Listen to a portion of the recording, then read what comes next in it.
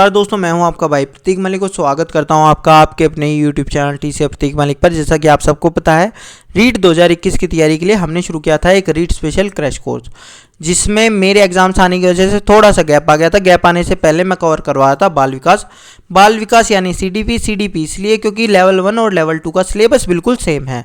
इसमें total 5 unit है। 5 unit को मैंने प्रॉमिस किया था कि 10 घंटे के क्रैश कोर्स में कवर करवा दूंगा। 4 घंटे का क्रैश कोर्स आपका हो भी चुका था। 4 घंटे में मैंने पहली और दूसरी यूनिट पूरी कवर करवा दी थी। आज आपकी 5वीं क्लास है। 5वीं क्लास के अंदर तीसरी यूनिट को पूरा हम कर लेंगे। इस यूनिट को मैंने 4 हिस्सों में बांटा है। 4 हिस्से आपके प्रकार, विशेष आवश्यकता वाले बच्चे, अधिगम क्षमताएं और अधिनियम।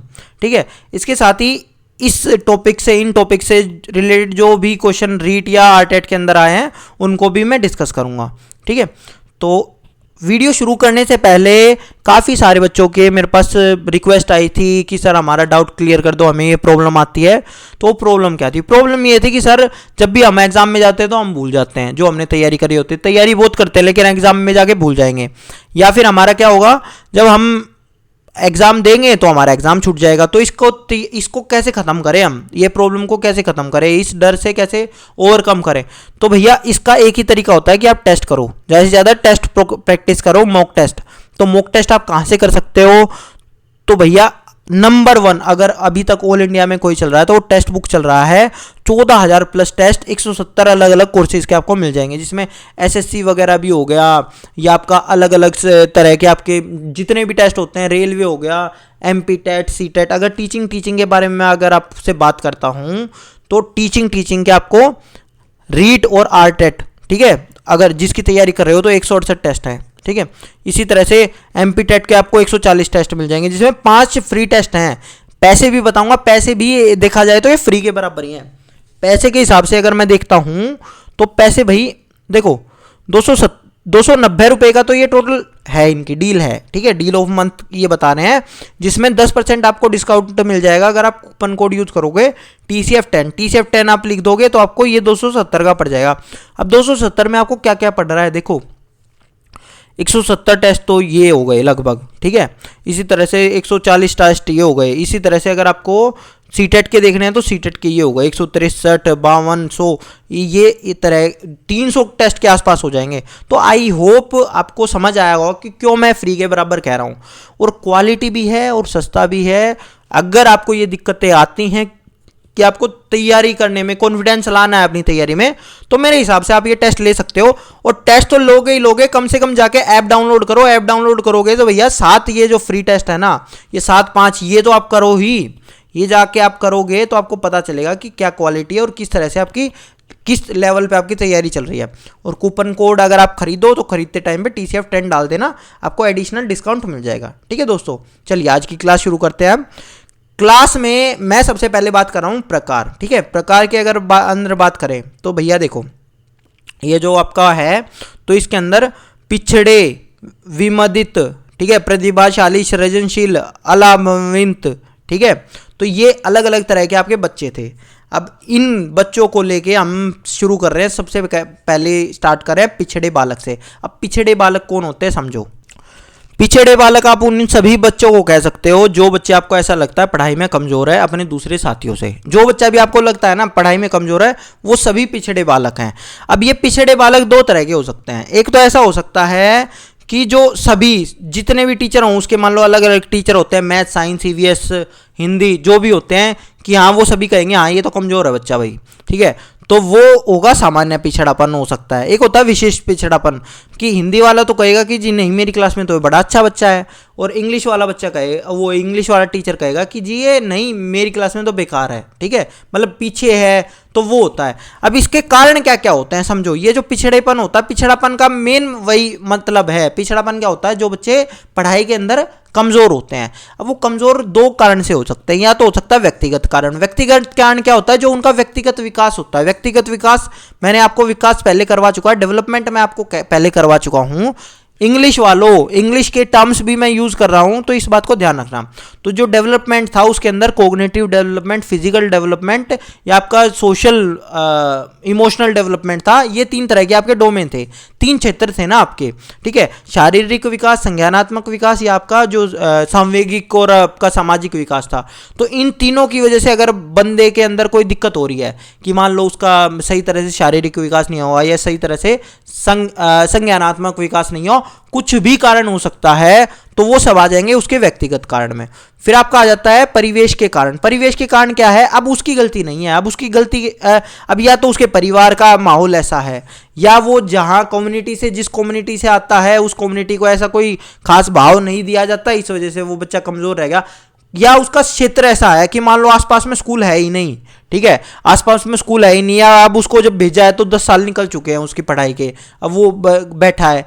तो ये बहुत सारे कारण ऐसे हो सकते हैं जिसकी वजह से बच्चा पढ़ाई में कमजोर रह गया हो, पिछड़ गया हो, ठीक है, कोई दिक्कत की बात नहीं है।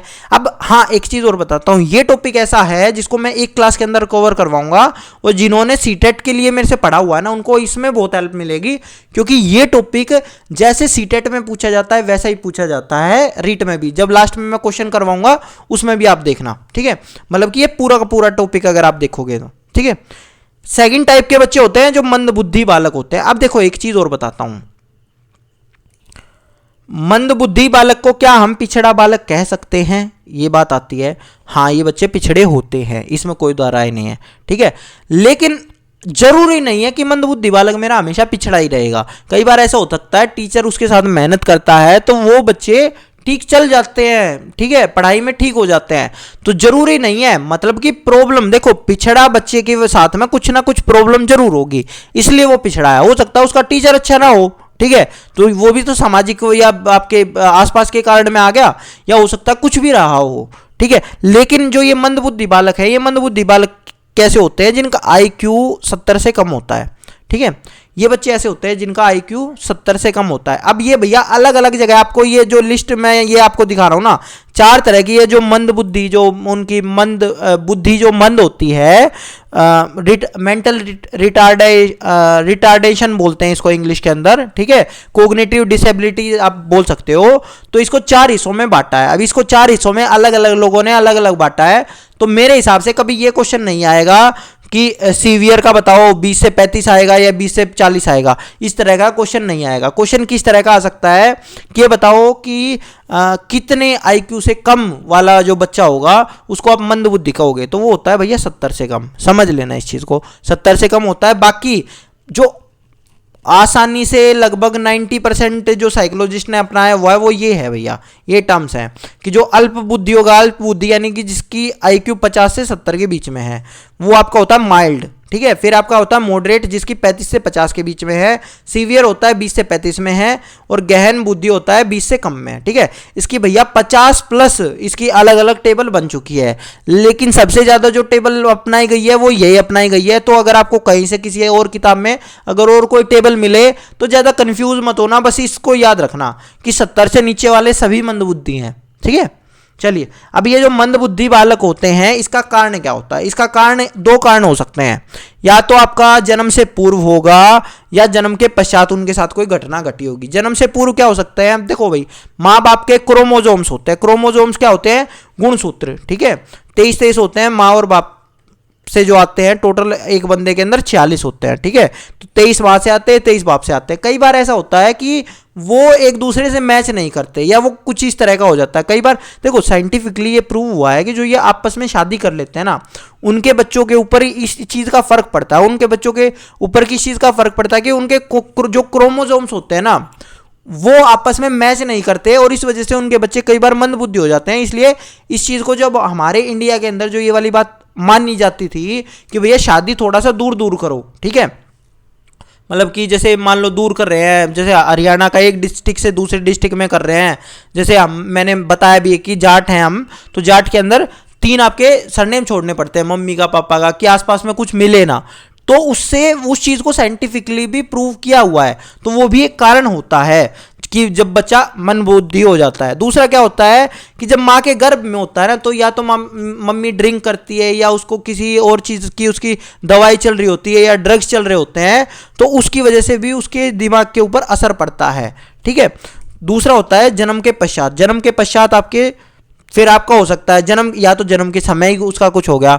आजकल क्या चलन चल रहा है कि पहले तो जैसे डिलीवरी वैसे हो जाती थी, आजकल होता है कि ऑपरेशन के थ्रू करवाते हैं। तो ऑपरेशन के थ्रू कई बार ऐसा होता है कि नाजुक सा सर होता है, कई बार भाई लग गई बच्चे के, जब डिलीवरी के टाइम पे बच्चे के लग गई चोट, ठीक है, तो उस टाइम की वजह से उसकी वजह से बच्चा मंदबुद्धि हो जाता है। या कई बार ऐसा होता है कि बच्चे को बाद में बड़ा हो गया, कभी गिर गया कहीं से, किसी ने कोई एक्सीडेंट हो गया तो बच्चा हो गया। ठीक है।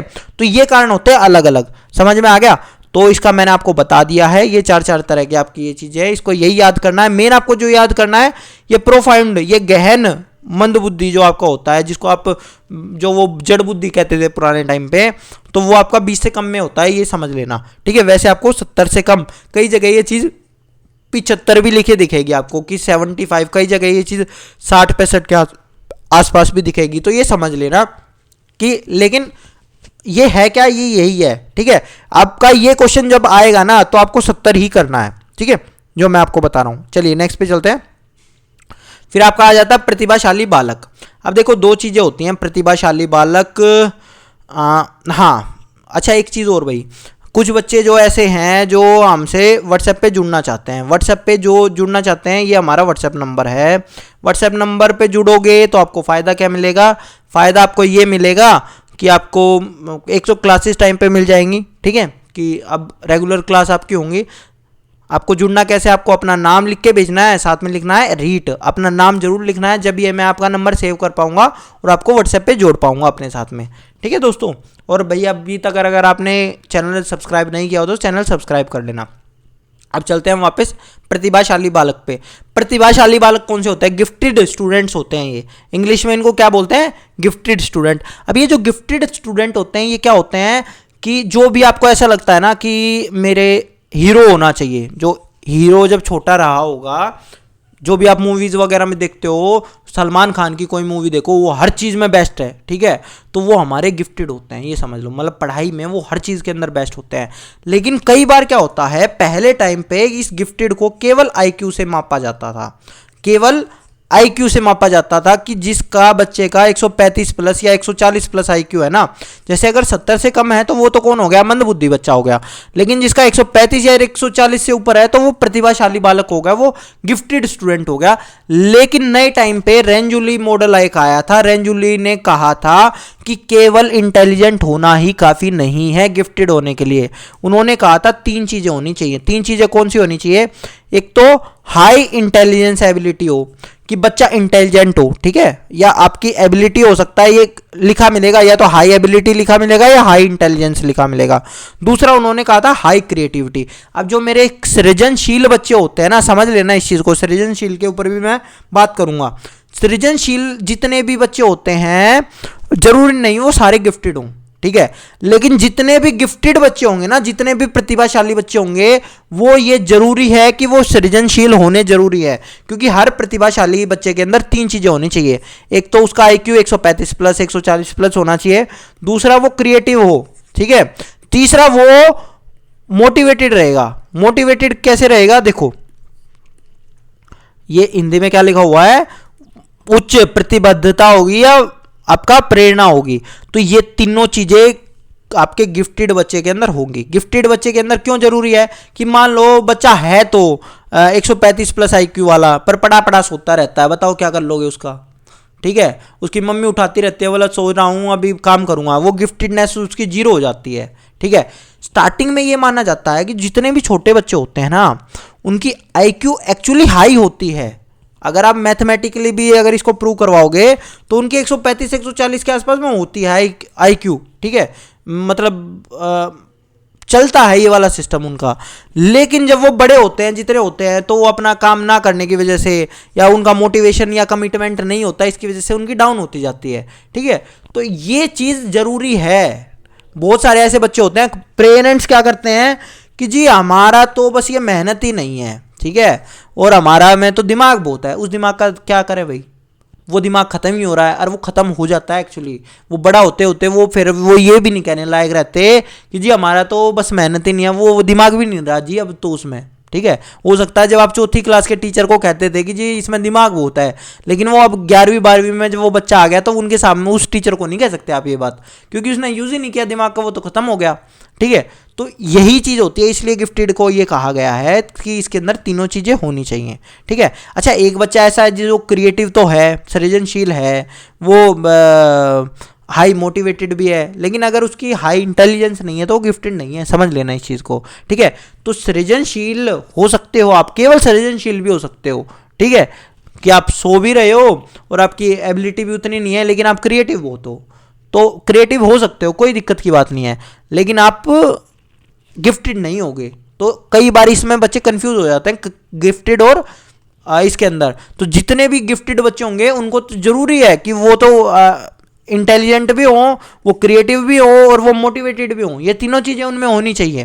ठीक है दोस्तों, अब ये वाली जो चीज़ है ना, ये आप मेरा इंक्लूसिव एजुकेशन वाली मैंने एक वीडियो बनाए थे सीटेट की। ठीक है, उसका लिंक मैं आपको टेलीग्राम पे डाल दूंगा। टेलीग्राम का चैनल का नाम है TCF प्रतीक मलिक, जो मेरे इसका नाम है ना, यहाँ पे यूट्यूब पे नाम है, यही नाम है TCF प्रतीक मलिक, टेलीग्राम का है। तो टेलीग्राम से भी आप वो देख लेना, वो वीडियो आपको हेल्प मिलेगी, छोटी सी वीडियो है। ठीक है, चलिए अब आगे चलते हैं। अब ये मैं नहीं करवा रहा हूँ, ये जो अब क्या क्या करना होगा आपको देखो, मान लो आपको बच्चे को फ़ायदा करना है, ऐसे बच्चे को, गिफ्टेड बच्चे को पढ़ाना है। गिफ्टेड बच्चे को पढ़ाओगे तो आपको क्या करना पड़ेगा, गिफ्टेड बच्चे को पढ़ाने के लिए आपको उसकी स्वतंत्रता उसको देनी पड़ेगी, उसको मौलिकता को उसको प्रोत्साहित करना पड़ेगा, उसके झिझक के जो कारण होंगे ना उनको खत्म करना पड़ेगा, उसको अवसर देने पड़ेंगे। और हमारी जो मूल्यांकन प्रणाली है ना, यानी कि हमारे मूल्यांकन प्रणाली कौन सी है, जो हमारा इवैल्यूएशन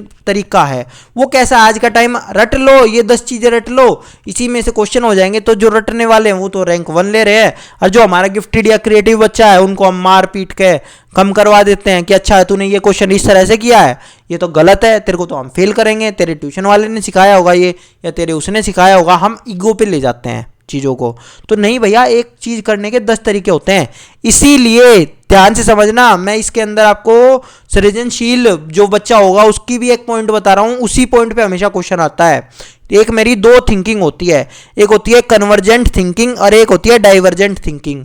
हमारा बच्चा, जितने भी सृजनशील बच्चे होते हैं उनके लिए जरूरी होता है कि उनकी थिंकिंग डाइवर्जेंट रहे, वो अलग अलग आयामों में जाके सोच सकें। अब सारी जो और अभिसारी जो चिंतन होता है, तो क्रिएटिव थिंकिंग के लिए या फिर हम कह सकते हैं सृजनशील के लिए आपका अपसारी चिंतन जरूरी है। अपसारी चिंतन किससे जुड़ा हुआ है, सृजनशीलता के लिए। और आप ये गिफ्टेडनेस के हिसाब से भी कह सकते हैं, क्योंकि सृजनशील होगा जब ही तो गिफ्टेड होगा, तो इसलिए ये सारी चीज़ें आपको करने हैं। और प्रतिभाशाली बच्चों को टीचर की आवश्यकता होती है नहीं होती है, होती है। हर बच्चे को टीचर की आवश्यकता होती है, अगर नहीं होती हो तो टीचर की लेने की जरूरत ही नहीं है हमें। ठीक है दोस्तों, तो ये वाली चीज़ें मैंने एक्चुअली सीटेट में भी आपको करवाई थी ये पॉइंट, इसलिए मैं दोबारा नहीं पढ़ रहा हूँ, स्क्रीनशॉट ले लेना भाई इन चीज़ों के। ठीक है, अब आ जाते हैं विशेष आवश्यकताओं वाले बच्चे। विशेष आवश्यकताओं वाले बच्चे के अंदर भैया ये अलग अलग तरह के बच्चे आते हैं। पहला बच्चा कौन सा है, विशेष आवश्यकताओं वाले। अब ये विशेष आवश्यकता वाले बच्चे हमने क्यों कहे हैं स्पेशल नीड चिल्ड्रन, हम क्यों कह रहे हैं इनको स्पेशल नीड चिल्ड्रन कह रहे हैं। पहले हम इनको कहते थे डिसेबल्ड चिल्ड्रन, डिसेबल क्या कहते थे, या फिर विकलांग कह देते थे इसको। अब हम इसने इसका नाम बदल दिया, या तो हम इनको विशेष आवश्यकताओं वाले बच्चे कहते हैं, ठीक है, या स्पेशली एबल्ड कहते हैं। स्पेशली एबल्ड यानी विशेष तरह से वो एबल हैं, वो कह देते हैं। वो क्यों कहते हैं हम इनको, कि मान लो किसी बच्चे को, अब यहाँ ये अलग अलग तरह के बच्चे आएंगे। पहला बच्चा है जिसमें बोलने या सुनने की उसके अंदर नहीं है, काबिलियत नहीं है, ठीक है, उसके कान के अंदर कोई प्रॉब्लम है। तो भैया हर बंदा क्या परफेक्ट है, कुछ ना कुछ हर बंदे के अंदर प्रॉब्लम है। मान लो कोई बंदा मैथ नहीं कर पा रहा, ठीक है, तो भैया डिसेबल तो आप भी हो, आपको भी मैथ नहीं करना आता। अगर उसको वो सुन नहीं पाता बच्चा, तो हमने ये माना कि विकलांग हर बच्चा होता है, लेकिन उसके तरीके अलग अलग हो जाते हैं, ठीक है। तो वो हमारे विशेष आवश्यकताओं वाले बच्चे होते हैं। अब इसमें आपका क्वेश्चन किस तरह का आ सकता है, एक तो सीधा सीधा यही क्वेश्चन आ सकता है कि भैया श्रवण कौशल हमारा जो ये होता है, इसके हिसाब से कौन विकलांग होगा, किसको माना जाएगा। तो भैया जो आम इंसान है ना वो 120 डेसिबल तक की चीज़ें सुन सकता है, लेकिन जो 0 से लेके 120 तक, 0 से लेके 120, ये क्या होती है, तीव्रता होती है, आप कितना ऊंचा बोल रहे हैं, किस तरह से बोल रहे हैं, समझ में आया। तो जो ये बहरे बच्चे होते हैं, आप इनको बहरा कह सकते हैं, ठीक है, ये 90 डेसिबल से ऊपर की आवाज़ ही सुनेंगे, 90 से 120 के बीच की आवाज़ ही सुनते हैं। 120 से ऊपर तो इनका भैया कान फट जाएगा, वो तो हाई हो जाएगी ज़्यादा, ठीक है, लेकिन ये 90 से 120 की आवाज़ ही सुन सकते हैं, इस बात का ध्यान रखना, ठीक है। अब ये एम्पलीफाई, और ये किससे है, ये 5 से 10 गुना ज़्यादा है, ये उससे 5 से 10 गुना ज़्यादा है, यानी कि उनको आपको ऊंचा ऊंचा सुनाना पड़ता है। वो होता है ना मूवीज़ वगैरह में, चाचा ये कर दो वो कर दो, ऊंचा ऊंचा बोलते रहते हैं, ठीक है, वो एक चीज़ को बार बार रिपीट करवाते हैं, वो क्या क्या करते रहते हैं, तो उनको ये दिक्कत होती है, क्योंकि उनकी 90 डेसिबल से नीचे वाली चीज़ें तो वो सुन ही नहीं सकते। एक बार ये भी क्वेश्चन आया हुआ है रीट के अंदर कि भैया डेसिबल या श्रवण आप कैसे मापोगे, तो वो डेसिबल में मापा जाता है, तो यहीं से वो क्वेश्चन हो जाएगा। फिर आज आपका आता है वाचन बाधित। वाचन बाधित के अंदर क्या चीज़ें होती हैं भैया, जिन बच्चों को बोलने में कठिनाई होती है। बोलने में कठिनाई क्या हो सकती है, वो या तो तुतला के बोल रहा होगा, हो सकता है वो हकला के बोल रहा हो सकता है वो बोल ही ना पा रहा हो, अलग अलग तरह की चीज़ें रहती हैं ये भी, ठीक है। चलिए अब नेक्स्ट पे चलते हैं। फिर हमारे होते हैं दृष्टि बाधित बच्चे। दृष्टि बाधित बच्चे कौन से, जो विकलांग होते हैं हमारे, ये कह सकते हैं हम। अब विकलांग सॉरी मैं कह रहा हूँ ब्लाइंड होते हैं, सॉरी गलती से कह गया, ठीक है। तो उनमें क्या होता है, उसके अंदर भी अगर आप देखेंगे तो जिन बच्चों की आँख करेक्ट होने के बाद 20/200 से कम है, इतनी है या इससे कम है, इसको माना गया है कि वो बच्चे पूरी तरह से ब्लाइंड है। अच्छा एक चीज़ और बताता हूँ, आपको क्या लगता है कि ब्लाइंड बच्चों को कुछ दिखता नहीं है क्या? क्योंकि मेरे साथ में बच्चे पढ़े हैं तो मैंने बात की उनके साथ में, तो ऐसे बच्चे होते हैं जिनको ये पता चलता है कि रात और दिन का पता चलता है, ठीक है। तो मतलब ब्लाइंड ऐसा नहीं है कि उनको बिल्कुल कुछ दिखता ही नहीं है, उनको चीज़ें दिखती तो हैं, थोड़ी थोड़ी पता चलती है, उनको ये पता चलता है दिन हो गया या रात हो गया, मतलब इन चीज़ों का पता चलता है, ठीक है दोस्तों। हो सकता है कुछ को ना भी पता चलता, लेकिन ये ब्लाइंड आप किसको कहेंगे, जिसका 20 से लेके 200 तक रहता है, 20/200, ठीक है, ये डिग्री होती है भैया, इसको हम कह सकते हैं, इसको बिल्कुल अंधा कहा जा सकता है। इसका कारण क्या हो सकता है, विटामिन ए की कमी, मोतियाबिंद, या कोई दुर्घटना में आपकी आँख चली गई है, ठीक है। तो चलिए नेक्स्ट पे चलते हैं। फिर आपका गति प्रेरक बाधित होते हैं, जिनको हड्डियों से रिलेटेड दिक्कतें रहती है। अब गति प्रेरित बाधित कौन से होते हैं, इसको आप कह सकते हैं लोकोमोटर। ये कौन से होते हैं भैया, लोकोमोटर रहते हैं, ठीक है। लोकोमोटर जिनका हड्डी पड्डी जिसके मान लो पैर में कोई प्रॉब्लम है, हाथ में कुछ प्रॉब्लम है, तो ये रहते हैं बच्चे, ठीक है। आगे बात करेंगे, इनके ऊपर भी कोई अधिनियम बने हुए हैं, उनके बारे में बात करेंगे। उससे पहले हम बात कर लेते हैं अधिगम विकलांगता के ऊपर। ये मैंने सीटेट में भी आपको करवाया था, दोबारा करवा रहा हूँ। डिसलेक्सिया आपका क्या होता है, पठन संबंधी, पठन से रिलेटेड जो भी आपका अगर आ जाएगा पेपर के अंदर कि पढ़ने से रिलेटेड बच्चे को दिक्कत है, तो वो आपका क्या है, वो आपकी अशक्तता है, अधिगम विकलांगता, निर्योग्यता या फिर डिसेबिलिटी, आप कुछ भी कह सकते हो, ये सारी उसको है, ठीक है। अब वो आपका कई बार ये आ जाएगा कि लक्षण उसके क्या है, लक्षण पूछ लेंगे। लक्षण क्या होगा कि पढ़ने में सटीकता नहीं है, गति नहीं है, समझ के साथ नहीं पढ़ रहा, बार बार वर्तनी की त्रुटियां होंगी, बी को डी लिख देगा, डी को डब्ल्यू को एम लिख देगा। आप इसको ये कह सकते हैं कि तारे जमी मूवी ने ये डिसलेक्सिया सबको बता दिया, ठीक है, या इसको पठन संबंधी आप कह सकते हैं। नेक्स्ट आपका आता है डिस्ग्राफिया। डिस्ग्राफिया क्या होती है, लिखने संबंधी। लिखने संबंधी क्या, बुरा लेखन कौशल हो, लिखा ही बेकार हो। मेरे को ये लगता है, मेरे को डिस्ग्राफिया है एक्चुअली, ठीक है। उसमें लिखने की योग्यता होती है, आड़ा तिरछा लिखते हैं, ठीक है, ये सारी चीज़ें रहती हैं। अधूरा लिख दिया, मतलब लिखने में जो भी सारी चीज़ें रहेंगी ना, वो मेरी डिस्ग्राफिया होगा बच्चे के अंदर, ठीक है। अच्छा एक चीज़ और है, मान लो आप ये कहेगा बच्चा कि कोई बच्चा डी का बी लिख रहा है, तो भैया ये तो लिखने से संबंधित होगी, तो लेकिन पता होता क्या है, उस बच्चे को डी का बी ऐसा नहीं है, उसको डी लिखना नहीं आता। जब डी लिखना नहीं आता तो उसको हो जाएगा डिस्ग्राफिया, वो लिख नहीं पा रहा। लेकिन बात वो नहीं है, बात ये होगी कि वो लिख या पढ़ नहीं सकता, उसको पढ़ा ही नहीं जा रहा। वो डी उसके शब्द उसको नाचते हुए दिखेंगे और वो बी में पलट जाएगा, समझ रहे हो। जैसे उसमें तारे जमी में उसको शब्द नाचते हुए दिखते थे ना, ऐसे बच्चे के साथ होता है, इसलिए वो दिक्कत करता है बार बार। तो कई बार बच्चों को ये दिक्कत होती है कि सर डी को अगर बी लिख दिया तो ये तो लेखन संबंधी हो गई है।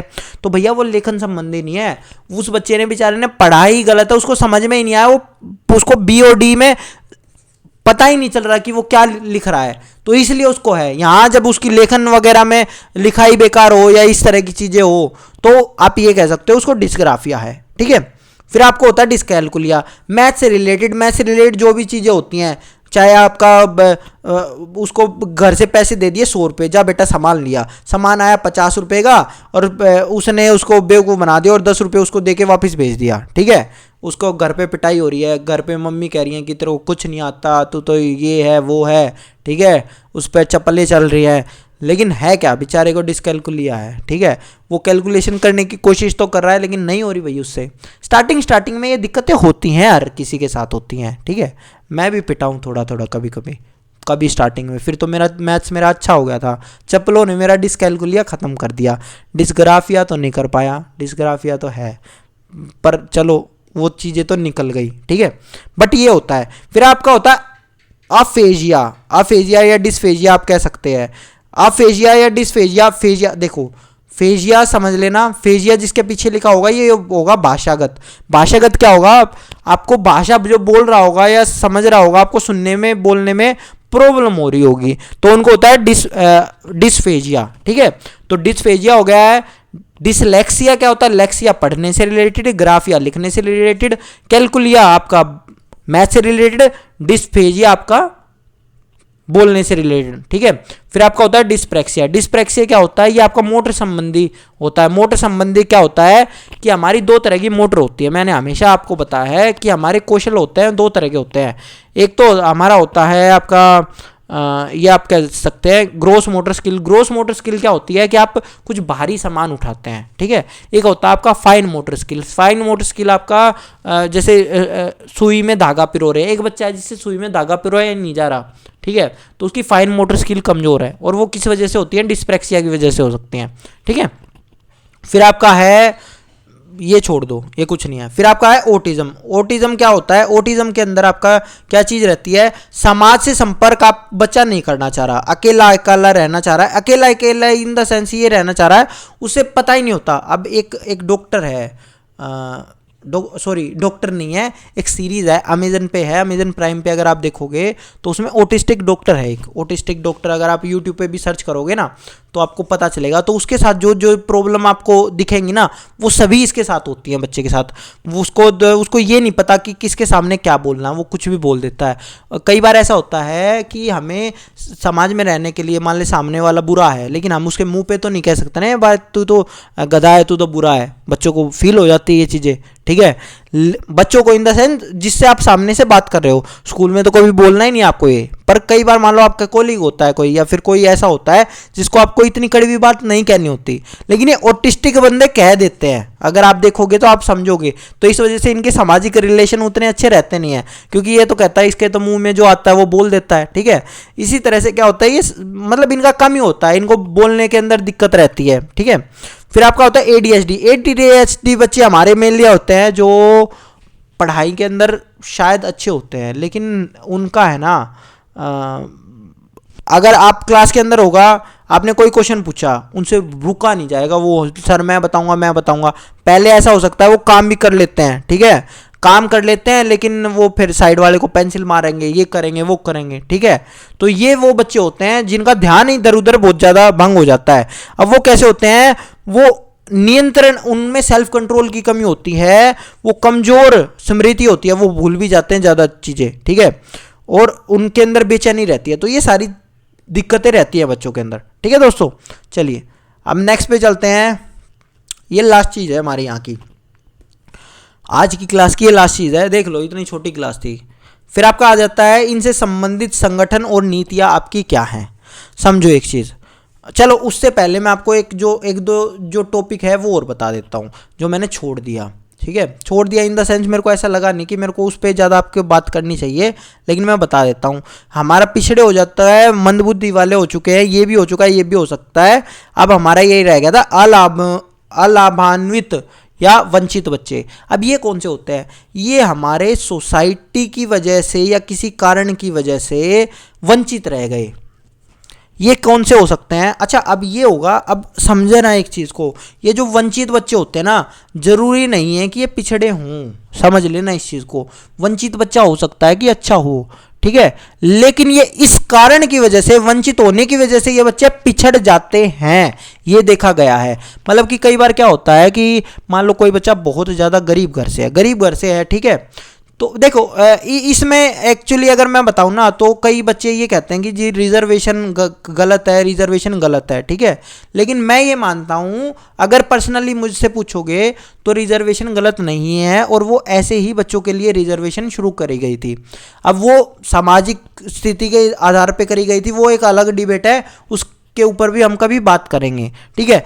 लेकिन रिजर्वेशन का मतलब क्या होता है कि मान लो एक बच्चा तो आ रहा है कार में स्कूल में, अरे एक बच्चा आ रहा है 4-4 किलोमीटर पैदल चल के। अब आप ये कहोगे कि सर ऐसा थोड़ी होता है। भैया मैं असम में पढ़ा रहा हूँ, मेरे असम के अंदर ऐसे बच्चे हैं जो 2 से 3 किलोमीटर तक पैदल चल के आते हैं, क्योंकि यहाँ ऑटो का किराया ज़्यादा है, और ऐसे होते हैं बच्चे। और यहाँ अगर आप देखोगे एरिया के अंदर तो पहाड़ी हैं या इस तरह की चीज़ें हैं, वहाँ से बच्चों को आना पड़ता है और स्कूल में आते हैं। तो बहुत गरीब बच्चे हैं, ठीक है, या बहुत कई जगह ऐसी कास्ट से भी आ जाते हैं जहाँ पे उनके घर दूर दूर दिए हुए हैं, उनको बेचारों को मेन सिटी में घुसने के अंदर प्रॉब्लम होती है। ऐसा रियल में इंडिया में हो रहा है। तो जो बच्चे ये सोच रहे हैं कि भैया अब अब मान लो इस बच्चे के तो आ गए जी 70 नंबर आ गए, इसका 70 पे सिलेक्शन नहीं हुआ 100 में से, ठीक है, लेकिन एक बच्चा था जिसका 65 के ऊपर सिलेक्शन हो गया। तो अब ये बच्चा 70 वाला बच्चा इस 65 वाले से अपने आप को कंपेयर करने की कोशिश करता है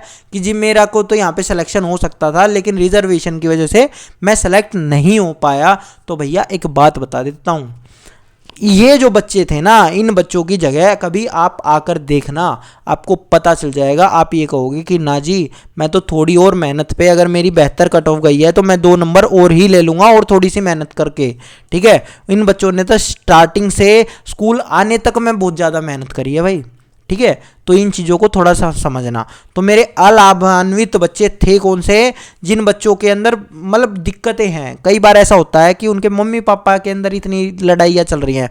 जो पिछड़े बच्चों के अंदर जो कारण थे ना, उनमें एक चीज़ थी समाज वाली जो चीज़ें थी, ठीक है। तो सामाजिक जो कारण था ना, वो आप यहाँ कह सकते हैं कि वही सारे हमारे अलाभान्वित बच्चे हैं जिनको दिक्कत हो रही है इन सारी चीज़ों से। कि मान लो उनके घर का माहौल नहीं है, उनका पापा शराब ज़्यादा पीता है, मम्मी को पीटता है, वो बेचारे परेशान रहते हैं। कोई बताओ, घर के अंदर अगर लड़ाइयाँ रहेंगी तो हर बच्चा परेशान रहेगा, ठीक है। या फिर ऐसा हो सकता है कि मान लो उसके आस पड़ोस में उसकी लड़ाई हो रखी है, या फिर उनको है ना पड़ोसियों ने या गाँव ने है ना उनको उनका हुक्का पानी बंद कर रखा है। आपको नहीं पता हो हुक्का पानी बंद क्या होता है, कि कई बार ऐसा हो जाता है कि इससे कोई बात नहीं करेगा, ठीक है। तो ये बच्चे हीन भावना का शिकार हो जाते हैं और इनका कॉन्फिडेंस खत्म हो जाता है भैया, ये समझना। तो उस कॉन्फिडेंस को लाने के लिए आप ये कहो कि रिजर्वेशन दे रखा है, तो ये तरीका दे रखा है। अब इसी तरह से अगर आपको हेल्प करनी है बच्चों की, तो पिछड़े बच्चों की आपको स्पेशली आपको फोकस करना पड़ेगा, ठीक है, उन पे कि हाँ भाई आप क्या कर सकते हो उनके लिए, उनकी कारण देखना पड़ेगा। अब कारण इनमें से कुछ भी हो सकता है, मंदबुद्धि हो सकते हैं, ठीक है, अलाभान्वित हो सकते हैं, विशेष आवश्यकताओं वाले हो सकते हैं, वो कुछ भी हो सकते हैं, ठीक है। या आपको ये देखना पड़ेगा, उसके आधार पे आपको उनकी हेल्प करनी पड़ेगी। फिर आपके इसके अंदर तो भैया मेनली हमारी डॉक्टरों की ज़्यादा हेल्प मांगी जाती है। विमोचित जो मेंटली रिटार्डेड बच्चे होते हैं उसके अंदर डॉक्टर वगैरह की ज़्यादा हेल्प मानी जाती है। प्रतिभाशाली बच्चों के अंदर दिक्कत ये होती है, उनको नॉर्मल क्लासरूम के अंदर बोरिंग फील होता है, ठीक है। अब गिफ्टेड आपकी एक मूवी है, हॉलीवुड मूवी है, या आप देखोगे तो बहुत सारी आपको मूवीज मिल जाएंगी जिसके अंदर आपको दिखेगा कि एक सेकंड क्लास की बच्ची है, सेकंड या नर्सरी की बच्ची होगी, पता नहीं कौन सी क्लास की है, गिफ्टेड मूवी के अंदर की बात बता रहा हूँ मैं। तो वो बच्ची क्लास के अंदर बोर होती है, वो सोचती है कि ये मैम तो बेवकूफ़ बना रही है, इतने बच्चों को ये भी नहीं आता होगा क्या, ठीक है, क्योंकि वो अपना लेवल सबको समझती है। तो उसके लिए क्या करते हैं, उसको अलग से कुछ काम दिया जाता है जिससे उसका लेवल बढ़े और वो उसकी गिफ्टेडनेस खत्म ना हो, ठीक है। इसी तरह से सृजनशील बच्चे क्या होंगे, उनके ऊपर कोई भी चीज़ थोपी नहीं जाती, नहीं तुम इसी तरह से काम करोगे, उनको मौके दिए जाते हैं कि अलग अलग तरह से काम करके दिखाओ, कोई दिक्कत की बात नहीं है, ठीक है। अलाभान्वित या वंचित बच्चों के लिए मैंने आपको बताया ही, आपको देखना है कि वंचित किस तरह से हैं। हमारे यहाँ बहुत सारे ऐसे बच्चे हैं जो फर्स्ट जनरेशन लर्नर है। फर्स्ट जनरेशन लर्नर भी वंचित बच्चे होते हैं कि वो उनके घर में कभी आया ही नहीं माप। अब एक बात बताओ, एक तो बच्ची है डॉक्टर की पढ़ रही है मेरी क्लास के अंदर, और एक बच्चा है रिक्शा चलाने वाले का पढ़ रहा है जिसका पापा कभी स्कूल में गया ही नहीं। तो आपके हिसाब से अगर मान लो मैं होमवर्क इनको एक तरह का देता हूँ, तो ये डॉक्टर जो बच्चा होगा, मतलब डॉक्टर का जो बच्चा होगा वो तो अच्छे से कर पाएगा। या आपको क्या लगता है कि इनको इतने रिसोर्सेज मिल रहे हैं क्या? इन बच्चों के साथ दिक्कत यही होती है अलाभान्वित वंचित बच्चों के साथ में, कि इनको रिसोर्सेज मिलते ही नहीं हैं उतने आम बच्चों के जितने। समझ में आ गया? अब वो अच्छा एक और बात बताता हूँ, हमारे समाज के अंदर जो लड़कियां हैं ना, वो भी अलाभान्वित और वंचित की श्रेणी में आ जाती हैं। समझ लेना इस चीज़ को, क्योंकि जितने रिसोर्सेज लड़कों को दिए जाते हैं लड़कियों को नहीं दिए जाते। हो सकता है आपके घर में दिए जाते हों, हमारे घर में भी दिए जाते हैं। अगर मेरे लिए एक संतरा आएगा तो मेरी बहन के लिए 2 आएंगे, उसको संतरे पसंद है, ये कह सकते हैं। लेकिन ये हर जगह ये चीज़ नहीं है। आप अपने घर से कुछ भी डिसाइड नहीं कर सकते कि अगर आप ये करते हो तो कहीं और कुछ होता ही नहीं होगा। रियल में दुनिया बहुत बड़ी है। जब केवी वगैरह में या कहीं पे आओगे या रीट वगैरह में ही आप अलग अलग जगह राजस्थान में जाओगे तो आपको चीज़ें पता चलेंगी, प्रथाएं पता चलेंगी, ठीक है, जो आप सुन के आप दंग रह जाओगे, ठीक है। तो चलिए, तो इन्हीं बच्चों के लिए भैया हमारा अब आपके कुछ संगठन है, कई बार उसकी फुल फॉर्म आ जाती है, कई बार ये कहा जाता है कि मेरे इन बच्चों के लिए या इस तरह बच्चों के लिए कोई संगठन है क्या? तो इंडिया में एक संगठन है, उसको बोला जाता है आरसीआई। हिंदी में इसका नाम तो मैं बताऊंगा नहीं, इंग्लिश में याद कर लो, ठीक है। तो इसकी फुल फॉर्म आ जाती है, एक बार केवी के अंदर आई थी, ये फुल फॉर्म आई थी एक बार केवीएस के अंदर, ठीक है। एक आपका है यूएन है, ये पूरा जो आपका दुनिया की आपकी नज़र कह सकते हो, तो ये चीज़ है, ठीक है। तो इसका स्क्रीनशॉट लेना है ना और ये कर लेना। फिर आपके 2 एक्ट आए हैं भाई, 2 एक्ट आए हैं। एक जो आपका पहले एक्ट आया था 1995 में, 1995 में, अब ये रिसेंट तक चल रहा था। फिर 2016 में एक एक्ट बन गया, जिसके बाद ये ख़त्म हो गया और ये वाला आ गया। अब इसके अंदर क्या बात की गई थी? इसके अंदर सबसे पहले बात की गई थी 3% रिजर्वेशन की। जॉब के अंदर ऐसे बच्चों की 3% रिजर्वेशन होनी चाहिए, ये वाली बात थी। अब रिजर्वेशन कैसे होनी चाहिए? इसके अंदर ये माना जाता है, देखो भाई एक बार ये क्वेश्चन आया था, DSSS में क्वेश्चन आया हुआ था ये, कि 40% डिसेबिलिटी, DSSS में भी आया था और केवी में भी आया था शायद। आपका जो अगर आप जैसे अगर हमारी वीडियो कुछ बच्चे देख रहे होंगे जिनको दिक्कत है पीएच वाली, ठीक है, पीएच वाली आपका कह सकते हैं कि उनको वो वीएच होंगे, पीएच होंगे, वो ऑर्थो वाले होंगे, वो कुछ भी हो सकते हैं, ठीक है। फिजिकली हैंडीकैप वाला जो आप कह सकते हैं PWD कैटेगरी है, ठीक है। तो उसके अंदर यस वो कर सकता है जिसको 40% दिक्कत होती है। 40% का सर्टिफिकेट होता है जो हर 3 या 4 साल में डॉक्टर आपको प्रोवाइड करता है। जैसे आपका ओबीसी का सर्टिफिकेट आपको हर साल रिन्यू करवाना होता है ना, इसी तरह से आपका जो ये वाला होता है ये भी आपका 3 साल तक रहता है। 3 साल में डॉक्टर लिख के देता है हाँ भैया ये 40% है या नहीं है। अगर डॉक्टर ने 35% आपको लिख दिया तो आप रिजर्वेशन का लाभ नहीं उठा सकते। रिजर्वेशन का लाभ उठाने के लिए मिनिमम 40% डिसेबिलिटी होनी जरूरी है, ठीक है। अब इस 3% को बढ़ाकर 4% जॉब के अंदर कर दिया 2016 में, और 5% एजुकेशन के अंदर कर दिया है।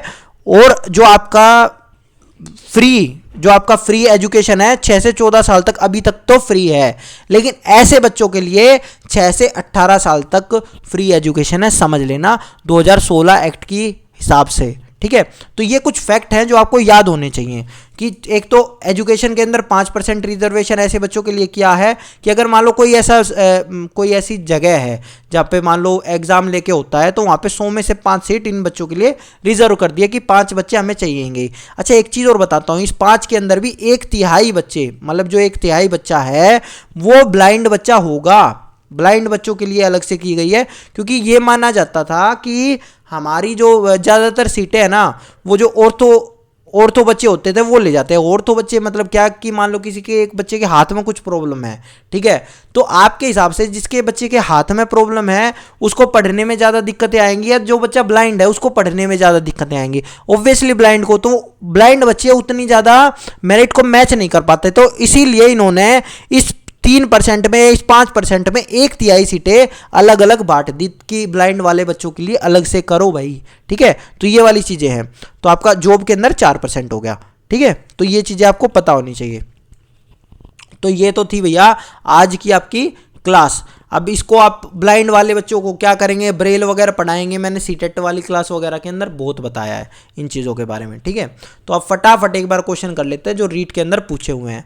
तो learning disability that involves difficulty in hand writing, लिखने में, लिखावट में। तो क्या था मेरा, डिस्ग्राफिया, अभी मैंने बात करी थी, ठीक है। तो चलिए नेक्स्ट पे चलते हैं। एक सेकेंड, हाँ ये है।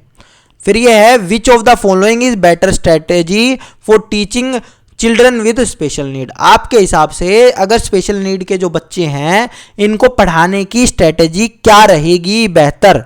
तो पहला है कि अधिकतम बच्चों को सम्मिलित करते हुए कक्षा में चर्चा करना। ठीक है, ये बात कि आप ज़्यादा से ज़्यादा बच्चों को सम्मिलित कर रहे हो, ठीक है।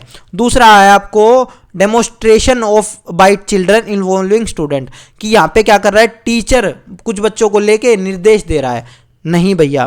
फिर आपका है कि cooperative learning and peer tutoring, तो ये सबसे ज़्यादा सही माना गया है स्पेशल नीड बच्चों के लिए, क्योंकि इसके अंदर क्या होता है, इसके अंदर बच्चे एक दूसरे को पढ़ाते हैं, सहपाठी द्वारा अनुशिक्षण होता है। इसके अंदर अगर आपने ये करवा दिया ना तो ये पहली वाली चीज़ तो अपने आप ही हो जाएगी।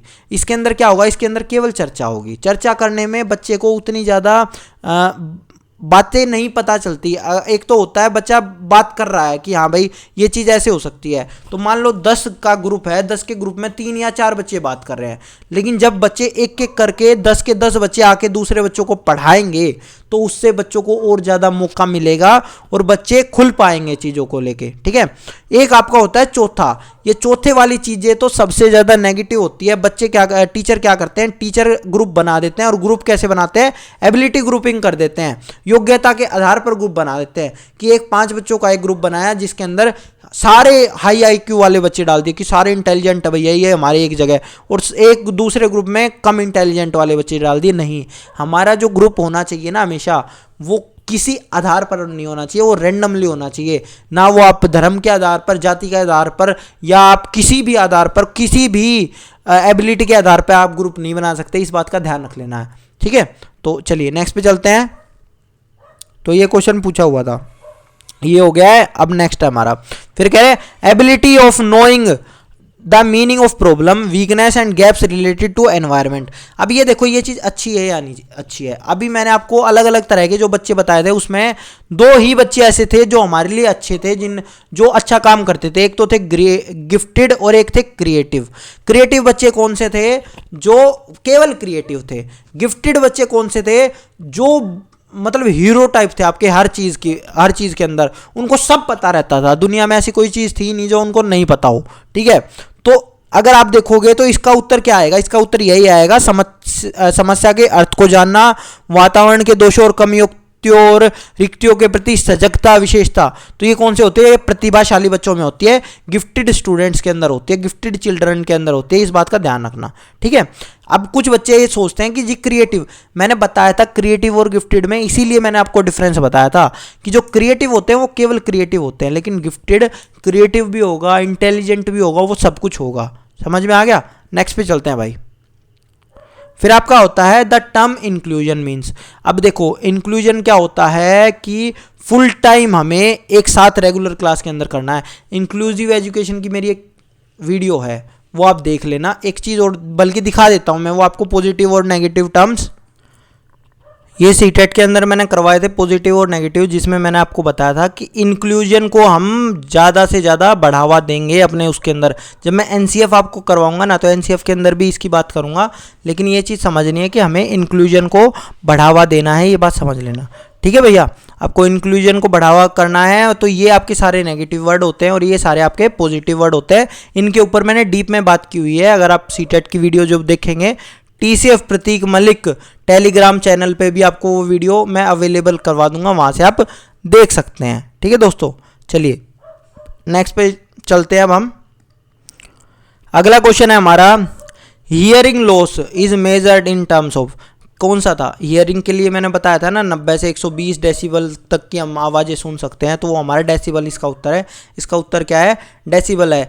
कई जगह इसका उत्तर लोगों ने लगाया था हर्ट्ज भी, लेकिन भैया जो हमारा हियरिंग का जो होता है मेनली, जब हम हियरिंग लॉस को करते हैं ना तो हम डेसिबल के अंदर हम करते हैं। ठीक है, कई जगह आपको एक आध जगह मतलब होता दोनों में है। अगर मान लो डेसिबल यहाँ नहीं होता और यहाँ कुछ और होता तो मैं हर्ट्ज पे आंसर लगा देता, लेकिन जब आपको डेसिबल होगा तो आपको आंसर केवल डेसिबल लगाना है। हियरिंग लॉस क्या होता है? श्रवण। ठीक है, श्रवण से लेके मैंने आपको जब पढ़ाया था तो मैंने उस टाइम पे आपको बताया भी था। नेक्स्ट पे चलते हैं भाई।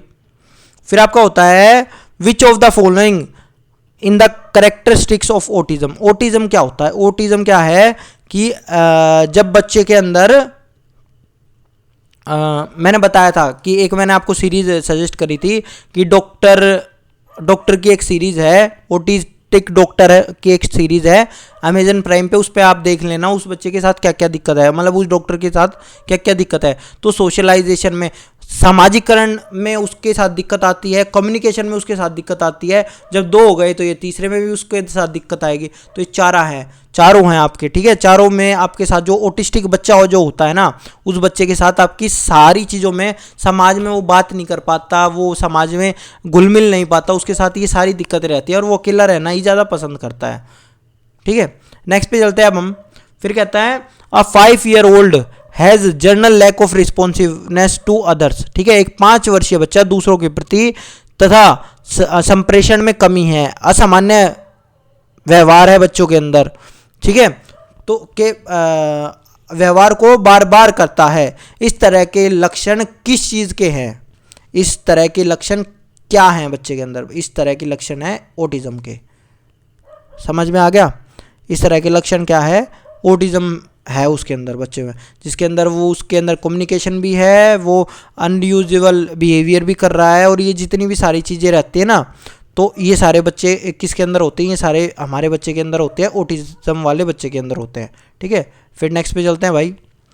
नेक्स्ट हमारा है कि विच of the following body regulate in the field of, आपके हिसाब से कौन सा है? RCI है ना, अभी हमने बात करी थी ना कि कौन सी करती है। एक सेकंड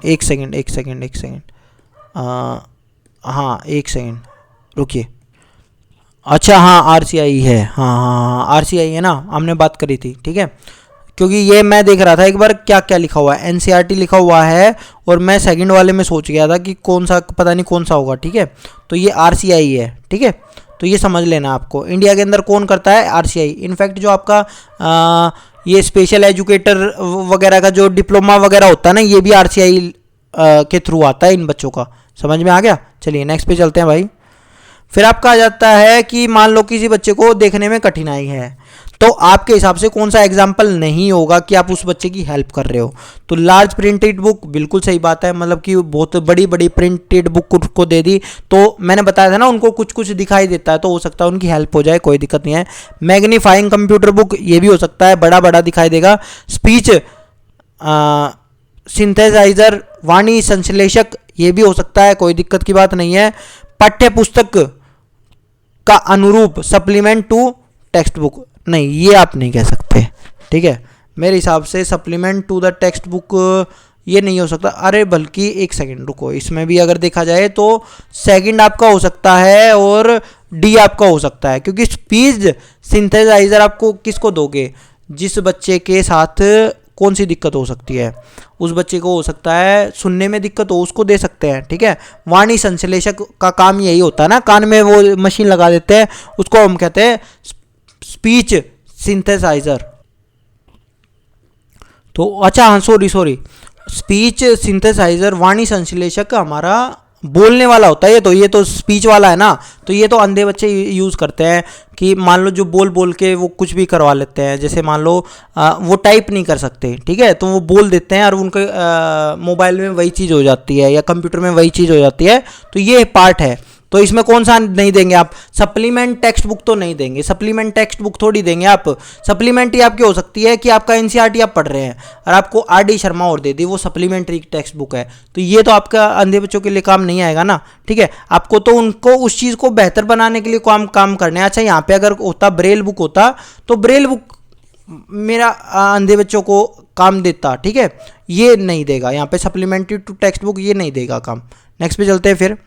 फिर आ जाता है which of the following may not be expected from a teacher to keep in mind while respecting individual difference. Individual difference आपके होते हैं, अलग अलग तरह के बच्चे आपके पास बैठे होते हैं, तो आपको इनमें से कौन सी चीज़ नहीं करनी है? तो आपको कौन सी चीज़ नहीं करनी है? योग्यता के अनुसार समूह में विभक्त नहीं करना है, मैंने आपको थोड़ी देर पहले भी बताया था। ठीक है दोस्तों, नेक्स्ट पे चलते हैं। फिर आपका है an individual whose mental question is dash dash है are normally spoken as mentally retarded. Mentally retarded कौन सा बच्चा होगा? जो बिलो 70 होगा, मैंने बताया था ना आपको, 70 से नीचे वाले बच्चे को आप मेंटली रिटार्डेड बोल देंगे। नेक्स्ट पे चलते हैं भाई। Dash children have ability to absorb abstract concept. Abstract concept कौन से बच्चे ज़्यादा कर पाएंगे? गिफ्टेड बच्चे कर पाएंगे, बैकवर्ड नहीं कर पाएगा, मेंटली रिटार्डेड नहीं कर पाएगा। ठीक है, हमारे ये कौन से होते हैं? जो गिफ्टेड रहते हैं। ठीक है, ये चीज़ मैंने आपको पहले भी बताई थी। नेक्स्ट पे चलते हैं अब हम, एक second. Which of the following is not the problem with socially deprived. Socially deprived बच्चे कौन से थे? मैंने आपको बताए थे वंचित वर्ग से। वंचित वर्ग से कौन से थे? जिनको रिसोर्सेज पूरे तरह से नहीं मिल रहे थे। ठीक है, वही तो बच्चे थे जिनको रिसोर्सेज नहीं मिल रहे थे। तो अब ये है lack of motivation for learning, बिल्कुल हो सकता है। No opportunity for developing creativity, हाँ उनको अपॉर्चुनिटी नहीं मिलती। Healthy condition of their living, कह रहे हैं रहने के लिए स्वस्थ परिवेश। अगर उनको रहने के लिए स्वस्थ परिवेश ही मिल जाएगा तो उनको कमी क्या रहेगी? तो यही हमारा उत्तर है, तीसरा ही हमारा उत्तर है, यही गलत है इसके अंदर। ठीक है, चलिए नेक्स्ट पे चलते हैं। फिर आपका आता है which of the following is not the cause of backwardness. आपके हिसाब से पिछड़ापन मैंने बताया था ना, जो पढ़ाई में कमजोर होगा, इनमें से आपको क्या लगता है कौन सा कारण नहीं होगा? तो लैक ऑफ नेटिव इंटेलिजेंस, सामान्य बुद्धि का अभाव, बिल्कुल हो सकता है, कोई दिक्कत की बात नहीं है, मंद बुद्धि हो बच्चा। फिजिकल डिफेक्ट भी हो सकता है, बताया था मैंने कि फिजिकली उसको होना पड़ेगा, बताया था ना, डेवलपमेंट उसका होना चाहिए हर तरह से, तो हो सकता है। स्पेसिफिक बैकवर्डनेस बिल्कुल हो सकती है। स्वस्थ वातावरण तो कभी कारण ही नहीं होता पिछड़ेपन की, तो चौथा ही हमारा उत्तर है। तो देख लो, सिंपल है आपका, और कुछ है ही नहीं। फिर आपका कह रहे हैं विच of the following condition promotes adjustment. आपके हिसाब से कौन सी कंडीशन एडजस्टमेंट को प्रमोट करेगी? यानी 3 चीजें नेगेटिव होंगी, एक चीज पॉजिटिव होगी, तो वो कौन सी होगी? एक्यूट एंजाइटी, तीव्र उत्सुकता नहीं भैया। ऑब्सेसिव थॉट ऑफ गिल्ट अगर किसी बच्चे का होगा वो भी नहीं होगा। फियर ऑफ इलनेस ये भी नहीं होगा। Free from neurotic fear and anxiety, कि किसी भी भय और चिंता से जब बच्चा मुक्त होगा तभी बच्चा कहीं पे भी एडजस्टमेंट कर सकता है। समायोजन, आप समझना एक चीज़ का, समायोजन का एक तरह से देखो, आपका जो पेपर था, पेपर के अंदर ये जो आपका था, इसके अंदर समायोजन से क्या किस तरह का क्वेश्चन आया था? यही आया था कि कौन सा तरीका है, बच्चे समायोजित कैसे करते हैं। हमें बच्चों को हेल्प करना है हर तरह से, समझ में आ गया? तो यही एक ही क्वेश्चन यहाँ से ये आया हुआ है और इसी तरह का है, और इससे अलावा आपको और कुछ पढ़ने की जरूरत है भी नहीं। ठीक है दोस्तों, तो आई होप आपको ये वीडियो पसंद आया होगा। मैंने यहाँ से आपकी तीसरी यूनिट पूरी करवा दी है। तीसरी यूनिट से जितने भी तरह के क्वेश्चन आए थे सारे पूरे हो चुके हैं और आपको सारी चीज़ें आ गई होंगी। ठीक है, धन्यवाद। अगर आपको वीडियो पसंद आई तो इसको लाइक कर देना और कमेंट में हमें ज़रूर बताना। धन्यवाद।